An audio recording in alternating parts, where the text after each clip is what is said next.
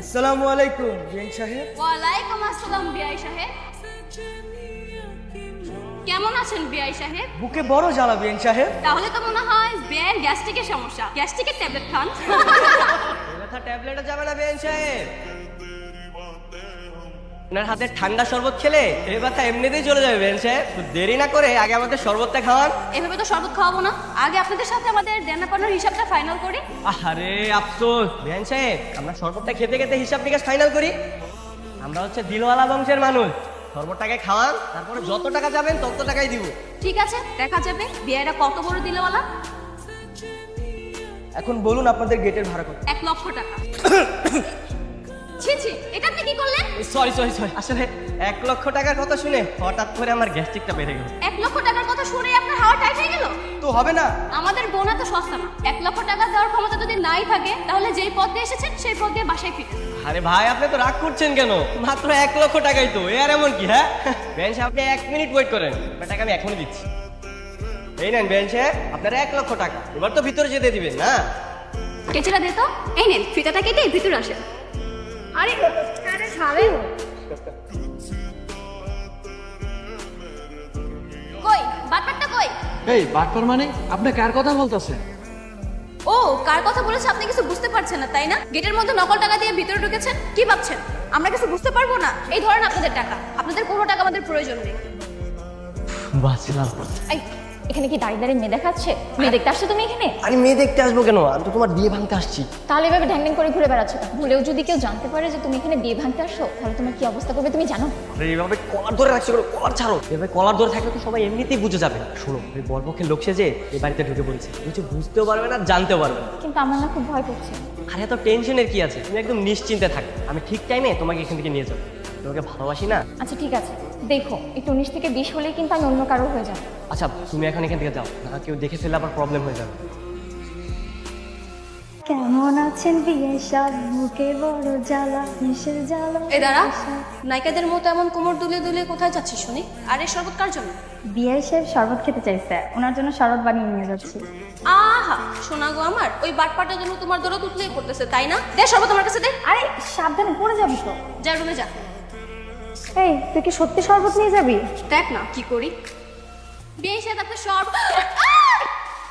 এই এই, এটা আপনি কি করলেন? সরি বিয়ে সাহেব, আমি না খেয়াল করিনি। খেয়াল করিনি মানে? হ্যাঁ, আমার ড্রেসটা নষ্ট করে দিচ্ছে, দেখছেন? আমার মুচকি মুচকি হাসতেছে। এই, আপনি ইচ্ছা করে আমার গায়ে শরৎ ফেলছেন না? যদি বলি ইচ্ছে করে করেছে তাহলে কি করবেন? কি করবো মানে? আপনি আমার জামার জরিমানা দেন। ছি ছি বিয়ে সাহেব, এটা আপনি কি বললেন? সামান্য একটা ড্রেসের জন্য আপনি আমার কাছে টাকা চাচ্ছেন? আপনার না অনেক বড় লোক, 10 লক্ষ টাকা দিয়ে বউ নিতে এসেছেন, এখন আবার ছোট লোকে তাকাচ্ছেন কেন? এই আপনি তো খুব ফাজিল একটা মেয়ে। সেই কখন থেকে দেখতেছি আসার পর থেকে আমাদের পিছনে লেগে আছেন। এরকম যদি চলতে থাকে তাহলে কিন্তু সামনে বহুত বড় ঝামেলা হয়ে যাবে, আমি বলে দিলাম। আপনার এসব কথায় লেজ গুটে পালানোর মতো মেয়ে আমরা না বিয়ে সাহেব। আপনারা এসেই সাপেলে যে পা দিয়েছেন, এখন তো একটু একটু ছবল আপনাদেরকে খেতেই হবে বিয়ে সাহেব। শুনেন, সাপকে কিভাবে বসে আনতে হয় সেটা আমরা খুব ভালো করেই জানি। সময় হলে শান্ত কি জিনিস ঠিকই টের পাবে। সরি, আপনার ছেলেটা না জমিনি। আপনার নামটা অনেক পুরনো, এসব ব্যাগডেটের নাম শুনে কেউ ভয় পাবে না। এই ঝুমুর চল তো। দেখছেন ভাই, দেখছেন কি ফাজিল একটা মেয়ে। হ্যাঁ বুঝতে পেরেছি, সোজা আঙুলে ঘি উঠবে না, আঙ্গুল পাকা করতে হবে। আপনার নাম শান্তনা? হ্যাঁ। এই, চুপ চুপ। দীপ্তি আপু কি বলেছে তোমাকে? তুই আপু আপনাকে রুমে ডেকেছে দেখা করার জন্য। আচ্ছা ঠিক আছে, তুমি তাহলে তোমার দীপ্তি আপুকে যে বলো আমি আসতেছি।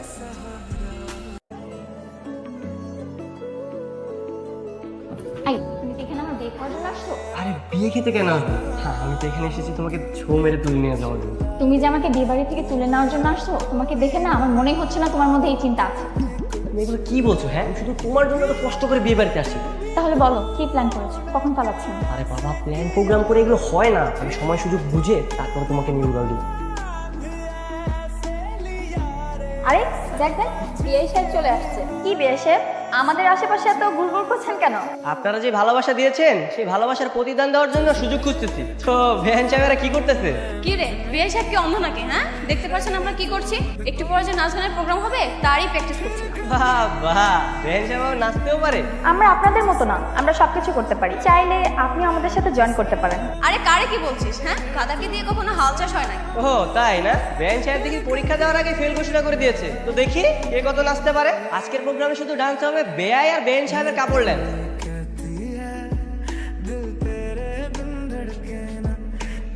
বেঞ্চ সাহেব সরি সরি সরি, আপনি একটু দেখে ডান্স করবেন না? দেখলেন তো কি একটা অঘটন ঘটে গেল। আই আপনি মিথ্যা কথা বলছেন কেন? আপনি ইচ্ছে করে আমাকে ল্যাং মেরে কাঁধে ফেলে দিয়েছেন। আমি ফেলেছি? হ্যাঁ, ও আচ্ছা, হ্যাঁ হ্যাঁ আমি তো ফেলেছি। বলেছিলাম না এই শান্তর সাথে লাগতে আসবেন না, আমার সাথে লাগতে আসলে তার পরিণাম এরকমই হবে। আপনার মাথায় কি সমস্যা? আমরা দুষ্টামি করেছি বলে আপনি এমন একটা কাজ করবেন? আমরা কত কষ্ট করে বিয়ের সাথে সেজেছি, আপনি সেটা জানেন? আমাদের আনন্দটাই মাটি করে দিয়েছেন। চল তো। শাড়িতে কিন্তু আপনাকে অসম্ভব সুন্দর লাগছে। আপনি তো আপনাকে দেখতে পাচ্ছেন না, কিন্তু খুব সুন্দর লাগছে। আরে দাঁড়ান দাঁড়ান দাঁড়ান, আমি এক্সট্রিমলি সরি। আসলে আমি একটু বেশি করে ফেলেছি, আপনার সাথে এমন করাটা আমার উচিত হয়। আমি আমার ভুল বুঝতে পেরেছি, প্লিজ আমাকে ক্ষমা করে দিন। এই যে আমি কান ধরছি। কি করছেন? কান ছাড়ুন, আশেপাশে অনেক লোকজন আছে, দেখলে খারাপ ভাববে। লোকজন যাই ভাবে ভাবুক, তাতে আমার কিছু আসে যায়। আপনি আমাকে মাফ না করা পর্যন্ত আমি কান ছাড়বো না। আচ্ছা ঠিক আছে, আপনি কান ছাড়ুন, আমি আপনাকে মাফ করে দিচ্ছি। সত্যি বলছেন? আরে বাবা হ্যাঁ সত্যি। কিন্তু আপনাকে তো দেখে মনে হচ্ছে না, আপনার মুখটা এখনো কালো হয়ে আছে। একটু হেসে হেসে তো কথা বলতে পারেন, তাই না? আপনি আমাদের কি হন যে আপনার সাথে হেসে হেসে কথা বলতে হবে? আপাতত তো আপনাদের বেয়াই হই, তবে আপনার বান্ধবী যদি চায় তাহলে আরো বেশি কিছু হতে পারে। শখ কত, রাস্তা ছাড়েন তো। এই তোর আমার কেমন বন্ধু? হ্যাঁ, আমার দুঃসময় তোদের ঝামেলায় পড়তে হয়, তাই না? আরে গ্রামের রাস্তা গাড়ি নষ্ট হয়ে গেছে, পালাতে সব প্ল্যান কর, আমি ঠিক সময় মতো চলে আসবো। এখানে কি? এনেন, দীপ্তি আপু আপনাকে এটা দিতে বলেছে।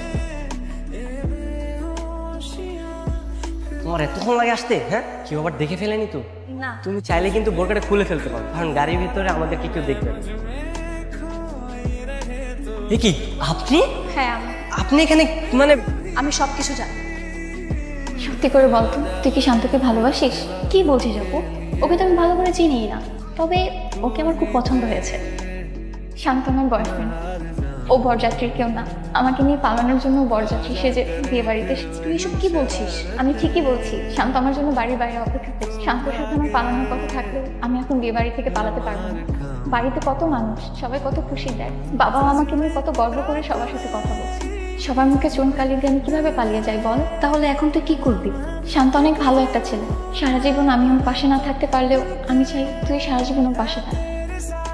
না না না, এটা কখনোই সম্ভব না। আমি শুধু দীপ্তিকে ভালোবাসি, আমি আপনাকে ভালোবাসতে পারবো না। জোর করে তো ভালোবাসা পাওয়া যায় না, তবে আপনি যদি আমাকে ভালো নাও বাসেন আমার কোনো সমস্যা নেই, কিন্তু দীপ্তি সবকিছু রেখে আপনার সাথে যেতে পারেন। আপনাকে একাই ঢাকা ব্যাক করতে হবে। প্রয়োজনে তাই করুন। ভালোবাসলে যে ভালোবাসার মানুষকে পেতে হবে এমন তো কোনো কথা নেই।